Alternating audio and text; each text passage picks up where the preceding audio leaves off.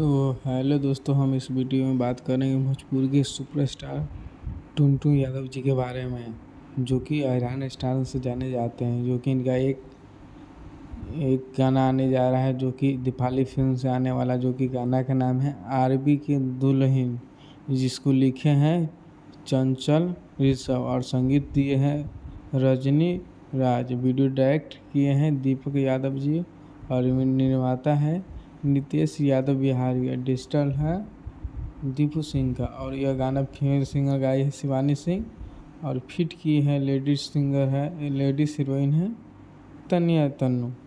और ये गाना लोकगीत होने जा रहा है, जो कि आज शाम 3 बजे गाना रिलीज़ किया जाएगा, जो कि दीपाली फिल्म पर रिलीज़ किया जाएगा। जो कि गाना के नाम है आरबी के दुल्हन, जो कि बहुत ही अच्छा गाना है।